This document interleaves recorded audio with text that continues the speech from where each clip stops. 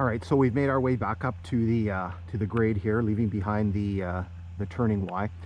So a few things that we can see here as we're going to start pushing our way south. So right here you can see the box for the fiber, so it gives us the mileage, so 127.63 on the Kinghorn.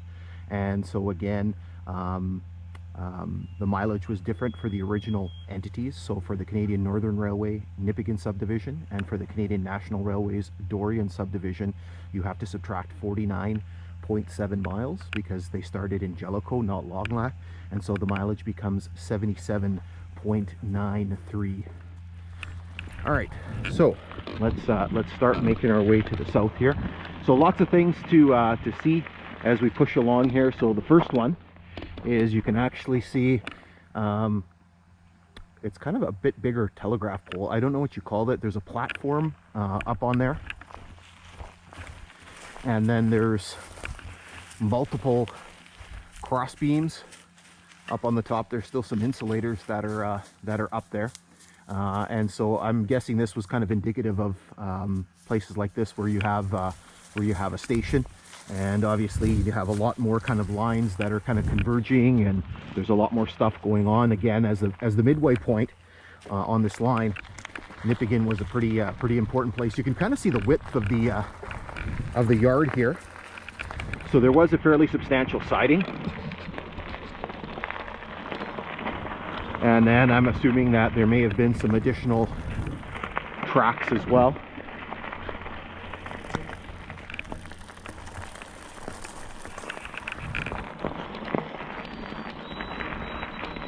And so our next little thing right up here is obviously with the yard here at Nipigon, we have a bunch of sign bars or sign poles. The only one that actually has something on it is the flanger sign, and it was actually shut together like a clam. I actually peeled it apart a little bit so you could see it.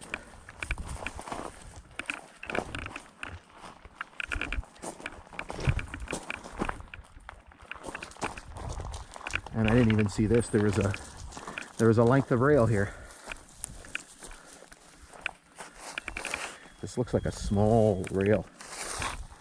I just want to see if there's any markings on it.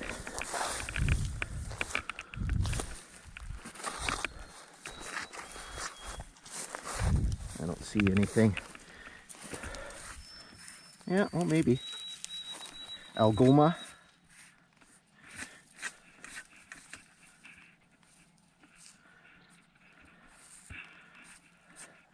It's an 85-pound rail.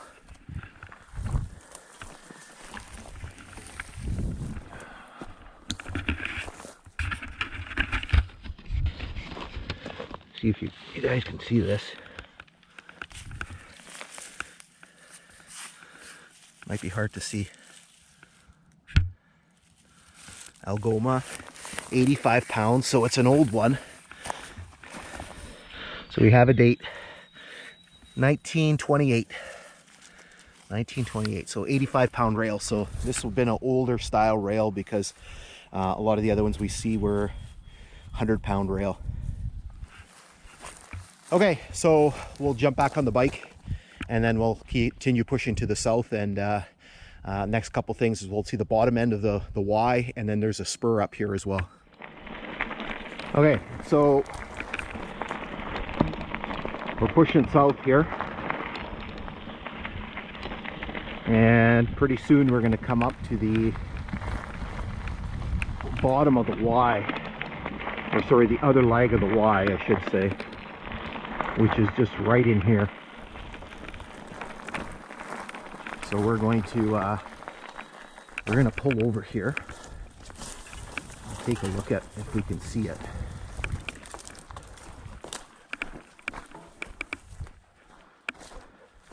Do apologize, we're kind of going east here, right into the sun. Oh, maybe this is the Y here. Yeah, because that's kind of butted up against this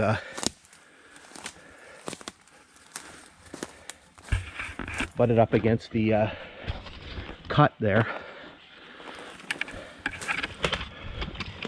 I don't know. I see indentations from the ties here.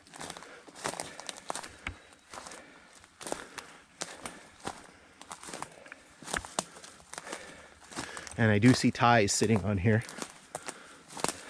Wow, this is a mess in here. You can see there's still a little bit of snow hanging around. Yeah, this has got to be the Y here.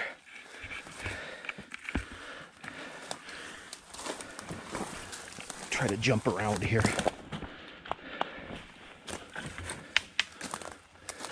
Yeah, there's still ties in place.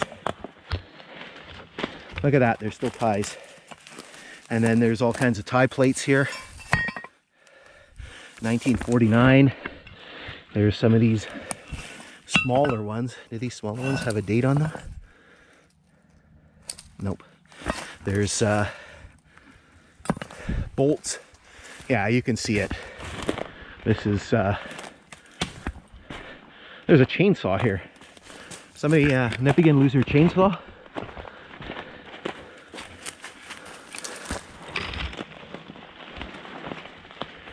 Anyway, so we're gonna head back to the grade here, and so I'll just give you a shot here of the Y going that way, and then we'll jump back up on the grade and just continue plugging our way to the south. All right, so our next stop is coming up here in like 2 seconds.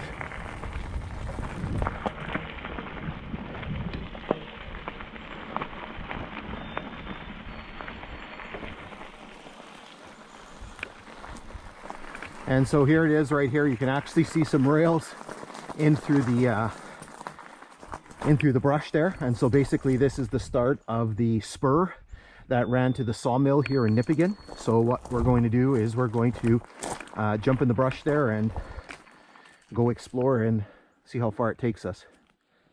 Okay, so we're right here beside the grade, and so what we've located and what we're going to explore here is the spur here at Nipigon that used to run to the sawmill, which is just a little ways to the east here. I did try to look at the rails and see if there was any identification on them. It says that they're D, and S rails, and I've seen these ones before, and they don't tend to have a lot of identification on them, not a lot of markings like dates and stuff like that. So we're just going to follow this a little bit. So there's a couple of pieces here.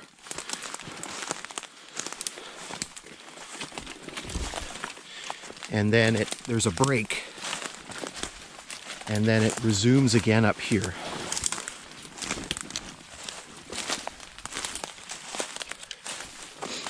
So it picks up here. And then actually here there's two pieces of rail, so we actually have the original pattern of the rails. And again, I tried to look and I don't see, it's hard to see first of all, but I don't really see a lot of identification on these rails. So I'm not sure when this spur was abandoned. So again, it did run to the sawmill here in Nipigon. And so it just continues on, and you can see how grown in it is here. And then up ahead here, we'll just go a little bit further here. It gets really, really grown in. And then we can't go any further. There's a road right here. And so I believe it probably ends at the road, because I don't remember seeing it as we drove past. Like, I don't remember driving over the rails. So anyway, so what we're going to do is we're going to make our way back to the grade and continue pushing south. All right, so leaving the spur behind there, we're going to continue pushing our way to the south. You can see this section here is starting to become very, very grown in. You can see all the, particularly the alders, some poplar are starting to squeeze the grade in here. You can see this is the part of the siding here at Nipigon. You can see kind of this bumped out area here.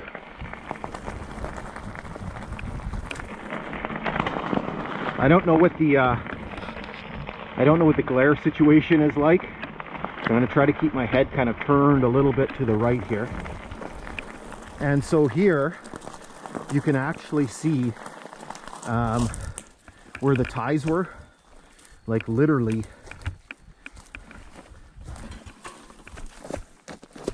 You know, you can see the individual indentations, like very, very pronounced. Hopefully you guys can see that on the screen. Hopefully you can see what I'm seeing.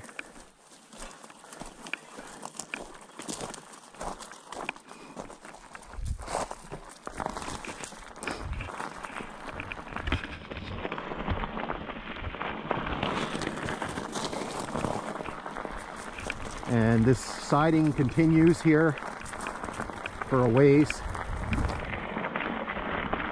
You can kind of see it just off to our side here. Maybe. The ballast is kind of thick here, so I have to be careful that I don't kill myself.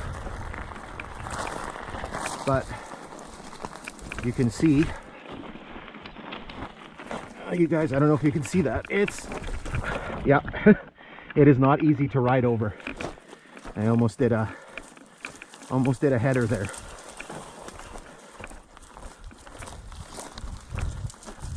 And so again, this would have been part of the siding here.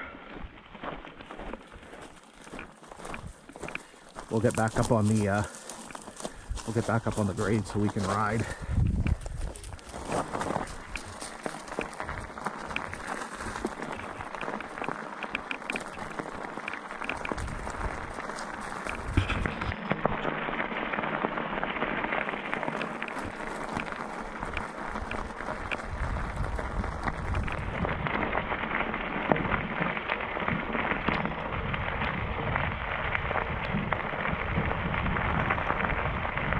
And so here the siding starts to peter out a little bit, and we actually have a couple of culverts here. There's one here, both kind of modern boring culverts, and then there's one over here, and this one actually has a marker on it,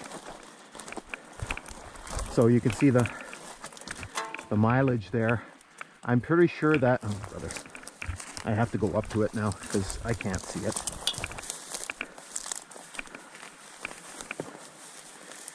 It says 128.08.